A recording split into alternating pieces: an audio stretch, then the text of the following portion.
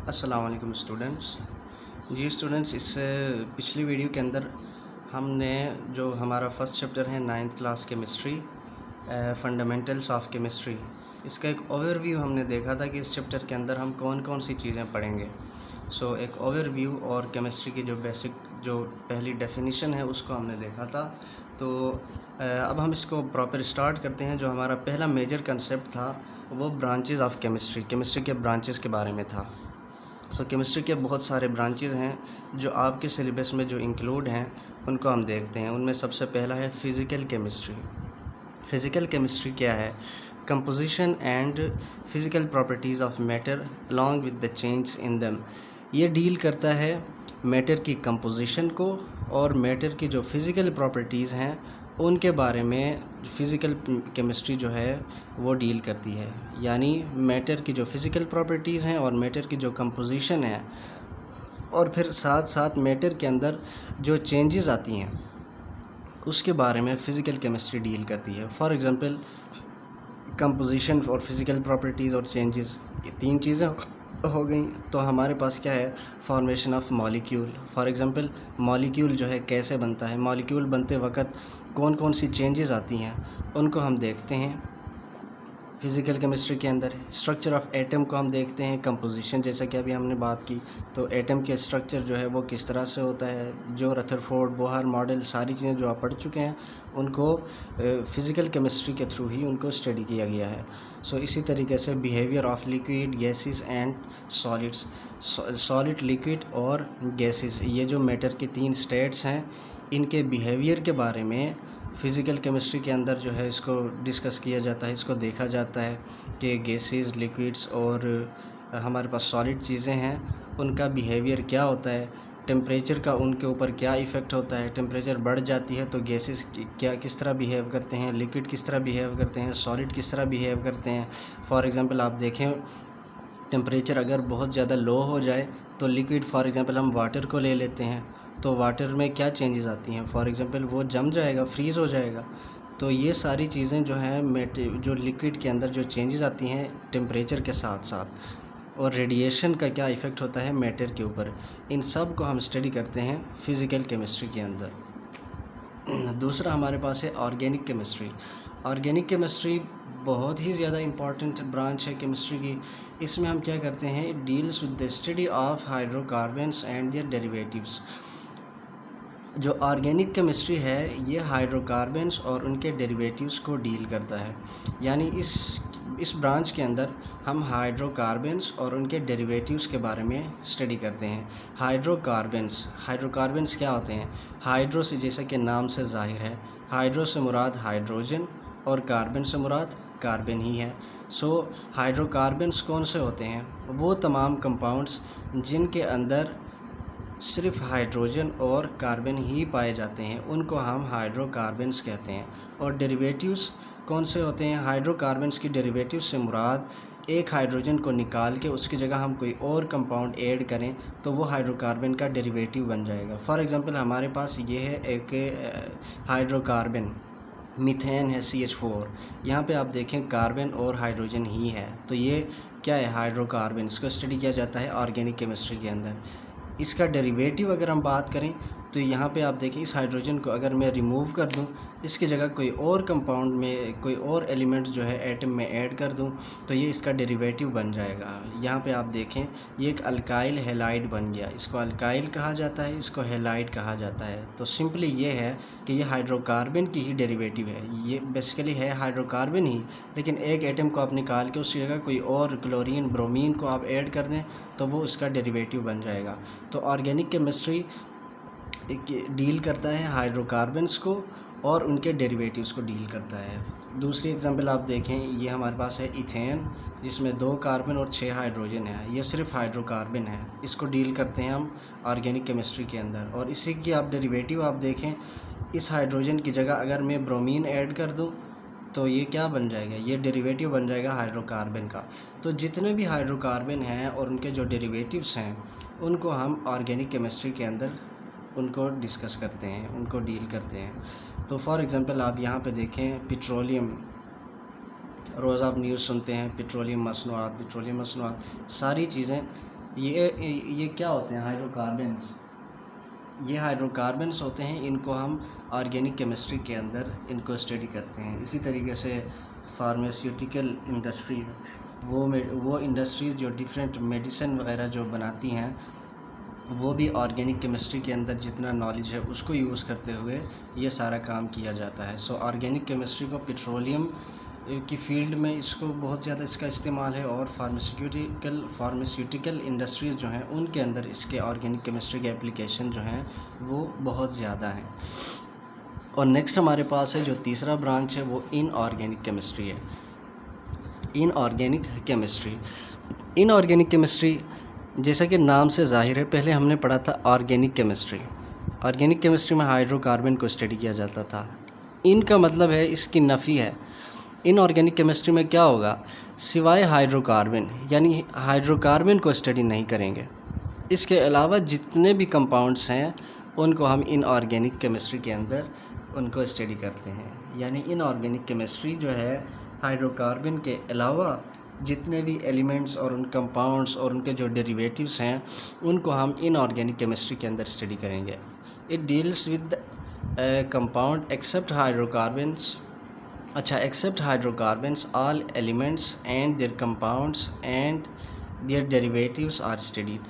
सिवाय हाइड्रोकार्बन के जितने भी एलिमेंट्स हैं, कंपाउंड्स हैं और उनके जो डेरिवेटिव्स हैं उनको इनऑर्गेनिक केमिस्ट्री के अंदर स्टडी किया जाता है। फॉर एग्जांपल केमिकल इंडस्ट्री में जो है जो ग्लासेस जो बनाए जाते हैं, सीमेंट बनाया जाता है, मेटलर्जी एक ऐसा प्रोसेस है जिसमें जो मादनियात ज़मीन के अंदर से जो निकाले जाते हैं उनको साफ़ किया जाता है, उनको प्योर किया जाता है, उनकी प्योरीफिकेशन की जाती है। ये सारा मेटलर्जी है, यानी जो मेटल्स हम ज़मीन के अंदर से निकालते हैं या दूसरा कोई एलिमेंट जो कंपाउंड हम निकालते हैं, तो उन सारी चीज़ों को साफ़ किया जाता है, बाद में रिफ़ाइन किया जाता है।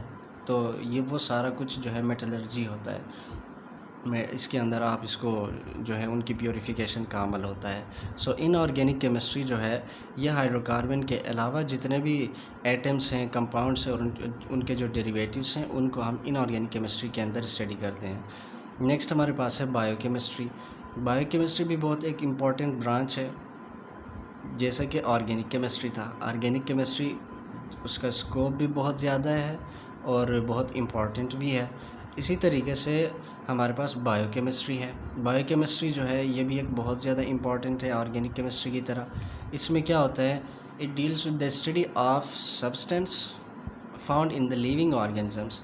वो तमाम सब्सटेंस जो लिविंग ऑर्गेनिजम्स के अंदर एग्जिस्ट करते हैं उनको हम बायोकेमिस्ट्री के अंदर स्टडी करते हैं। कौन कौन से कंपाउंड सब्सटेंस जो हैं वो लिविंग ऑर्गेनिजम्स के अंदर मौजूद हैं और उनकी प्रॉपर्टीज़ किस तरीके से हैं, उनमें क्या चेंजेस आती हैं, वो बनते कैसे हैं और वो टूटते कैसे हैं, ये सारी चीज़ें बायोकेमिस्ट्री के अंदर स्टडी की जाती हैं। फॉर एग्ज़ाम्पल लिविंग ऑर्गेनिजम्स के अंदर जो पाए जाते हैं सब्सटेंस वो कौन से हैं, ज़्यादातर लिपिड्स पाए जाते हैं, प्रोटीन्स पाए जाते हैं और कार्बोहाइड्रेट्स पाए जाते हैं। ठीक है, अब इनको बायोकेमिस्ट्री के अंदर स्टडी किया जाता है। इनकी स्ट्रक्चर किस तरीके से है, लिपिड्स, कार्बोहाइड्रेट्स और प्रोटीन्स, इनकी स्ट्रक्चर किस तरीके से है। जो आपने एमाइनो एसिड पढ़ा होगा, जो आप कार्बोहाइड्रेट आप पढ़ते हैं, और ये सारी ग्लूकोज उसकी स्ट्रक्चर किस तरह से है, और ये सारी चीज़ें जो हैं इनको हम बायोकेमिस्ट्री के अंदर ही इनको स्टडी करते हैं। उनकी कंपोजिशन को देखा जाता है और उनके रिएक्शन को भी देखा जाता है।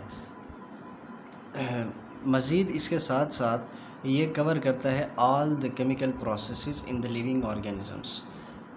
जो लिविंग ऑर्गेनिजम्स है उनके अंदर जितने भी केमिकल प्रोसेस होते हैं, केमिकल प्रोसेस से मुराद जितने भी रिएक्शंस होते हैं, तो उन सब को भी बायोकेमिस्ट्री ही डील करता है। जो कंपाउंड्स हैं, सब्सटेंस हैं, प्रोटीन, लिपिड्स और कार्बोहाइड्रेट्स, ये किस तरह से हैं और इनके रिएक्शंस किस तरह से हैं, उन सब को इसके अंदर स्टडी किया जाता है।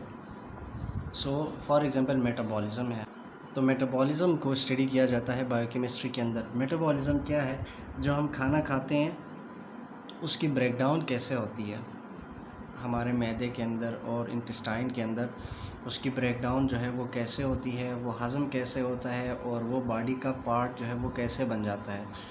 इसको ये पूरा जो प्रोसेस है इसको मेटाबॉलिज्म कहा जाता है। और फिर जो फूड हमारे बॉडी के अंदर स्टोर हुआ है, जब वो किस तरह आगे जो है बॉडी में उसको इस्तेमाल किया जाता है जब बॉडी को एनर्जी की रिक्वायरमेंट होती है। तो ये पूरी जो डिटेल है, पूरी एक पूरा सब्जेक्ट है अलग से बायोकेमिस्ट्री। सो इस पूरे प्रोसेस को बायोकेमिस्ट्री के अंदर स्टडी किया जाता है। इसका इस्तेमाल जो है मेडिकल फील्ड में इसका इस्तेमाल है, फूड साइंसेस के अंदर इसका इस्तेमाल है, और एग्रीकल्चर के अंदर बायोकेमिस्ट्री का इस्तेमाल है। यानी ये उसके स्कोप हैं या उसके जो आप कह सकते हैं कि जो यूजेस हैं, कहाँ कहाँ पे बायोकेमिस्ट्री जो है ये यूज़ होता है। सो ये 3 चीज़ें हैं, मेडिसिन में, फूड साइंसेस में और एग्रीकल्चर में बायोकेमिस्ट्री का इस्तेमाल जो है ये काफ़ी ज़्यादा है। इसके साथ साथ नेक्स्ट हमारे पास है इंडस्ट्रियल केमिस्ट्री। इंडस्ट्रियल केमिस्ट्री क्या है? ये डील करता है with the manufacturing of chemical compounds on commercial scale. Commercial scale में जो भी चीज़ें बनाई जाती हैं, जो केमिकल कंपाउंड्स बनाई जाती हैं, उनको इंडस्ट्रियल केमिस्ट्री के अंदर डिस्कस किया जाता है। For example basic chemicals, for example oxygen, chlorine, ammonia, caustic soda, nitric acid, sulphuric acid, ये जितने भी कंपाउंड्स हैं इनको कमर्शियल स्केल पे यानी बड़े स्केल पे इनको बनाया जो जाता है, तो उसको हम इंडस्ट्रियल केमिस्ट्री के अंदर स्टडी करते हैं। ये जो चीज़ें हम बनाते हैं, oxygen, chlorine, ammonia, caustic soda, ये सारी चीज़ें रॉ मटेरियल प्रोवाइड करते हैं किसके लिए? फर्टिलाइज़र्स के लिए। यानी इन चीज़ों से मज़ीद हम आगे जाके फर्टिलाइज़र्स जो हैं वो बनाते हैं, सोप बनाते हैं, टेक्सटाइल बनाते हैं, इसी तरीके से जो डिफरेंट एग्रीकल्चरल प्रोडक्ट्स बनाते हैं, हम पेपर बनाते हैं, जो पेपर होता है, जो कॉपीज़ होती हैं, तो ये सारी चीज़ें भी इन्हीं से बनाए जाते हैं आगे जाके। सो ये रॉ मटेरियल प्रोवाइड करते हैं, यानी इन चीज़ों को लेकर हम दूसरे बड़ी चीज़ें जो है वो हम बनाते हैं। फॉर एग्ज़ाम्पल फर्टिलाइज़र है, सोप है, टेक्सटाइल है, ये सारी चीज़ें हम बनाते हैं। तो इन सब को स्टडी करते हैं हम केमिकल इंडस्ट्रियल केमिस्ट्री के अंदर। नेक्स्ट हमारे पास है nuclear chemistry. Nuclear chemistry deal करता है न्यूक्लियर प्रोसेसेस को और रेडियो एक्टिविटीज़, 2 चीज़ों को, न्यूक्लियर प्रोसेस और रेडियो एक्टिविटी। न्यूक्लियर प्रोसेस से मुराद क्या है? न्यूक्लियस के अंदर जितने भी जो रिएक्शंस होते हैं, जो न्यूक्लियस जो है वो टूटता कैसे है, उसके अंदर कौन कौन सी चेंजेस आ जाती हैं, उसके ख़ास क्या हैं, इन सब को प्रॉपर्टीज़ उसकी क्या है, इन सब को स्टडी किया जाता है न्यूक्लियर केमिस्ट्री के अंदर। और एटम की जितने भी रेडियो एक्टिविटी है, रेडियो एक्टिविटी से क्या मुराद है? रेडियो एक्टिविटी ये जो है जिस तरह से लाइट वेव्स हैं, इस तरह से कुछ एलिमेंट्स जो हैं हाई एनर्जी वाले वेव्स जो हैं वो ख़ारिज करती हैं, उनको हम उन एलिमेंट्स को हम रेडियो एक्टिव एलिमेंट्स कहते हैं। सो ये रेडियो एक्टिविटी एक ख़ास प्रॉपर्टी होती है कुछ एटम्स की या एलिमेंट्स की। सो इसलिए इन तमाम चीज़ों को न्यूक्लियर केमिस्ट्री के अंदर स्टडी किया जाता है। इसका मेन ऑब्जेक्टिव क्या है? Atomic energy and it's uses. इसका जो मेन पर्पस है, जो इसका स्कोप है वो क्या है? एटॉमिक एनर्जी हासिल करना इसका मकसद है, और एटॉमिक एनर्जी जो हम हासिल करते हैं उसको हम आगे इस्तेमाल जो है कैसे करेंगे, ये न्यूक्लियर केमिस्ट्री का पर्पस है। फॉर एग्ज़ाम्पल रेडियोथेरेपी, इसमें कोबाल्ट 60 को हम यूज़ करके कैंसर का इलाज किया जाता है इसके थ्रू। इस तरीके से पावर जनरेशन, जो हमारे पास यूरेनियम 235 जो है, इसको हम इस्तेमाल करके बहुत हाई एनर्जी जो है हम इसके थ्रू एनर्जी जो है एक्सट्रैक्ट की जाती है, और उस एनर्जी से आगे स्टीम क्रिएट किया जाता है, और स्टीम जाके टरबाइन को घुमाता है, और इसी तरीके से इलेक्ट्रिसिटी जनरेट की जाती है। तो पावर जनरेशन में जो है न्यूक्लियर केमिस्ट्री का बहुत ज़्यादा किरदार है। इस तरीके से रेडियोथेरेपी, डिफरेंट डिजीज़ जो हैं उनका इलाज किया जाता है, तो वो सारा न्यूक्लियर केमिस्ट्री के अंदर आ जाता है। नेक्स्ट हमारे पास है इन्वायरमेंटल केमिस्ट्री। इन्वायरमेंटल केमिस्ट्री जो है ये 8 ही जो ब्रांचेस हैं केमिस्ट्री की, ये आपके सिलेबस में इंक्लूड हैं, तो इन्हीं को हम देखेंगे। इन्वायरमेंटल केमिस्ट्री क्या होती है? It deals with the study of components of environment and effects of human activities on them. Environment के जितने कंपोनेंट्स हैं उनको स्टडी किया जाता है, और साथ साथ ह्यूमन एक्टिविटीज़ का उन इन्वायरमेंट के जो कंपोनेंट है, इन्वायरमेंट के कंपोनेंट के ऊपर ह्यूमन एक्टिविटीज़ का क्या इफ़ेक्ट होता है। तो इस चीज़ को इन्वायरमेंटल केमिस्ट्री के अंदर देखा जाता है। फॉर एग्ज़ाम्पल मैं एक एग्ज़ाम्पल आपको देता हूँ कि इन्वायरमेंट का एक कंपोनेंट जो है वो एयर है, हवा है।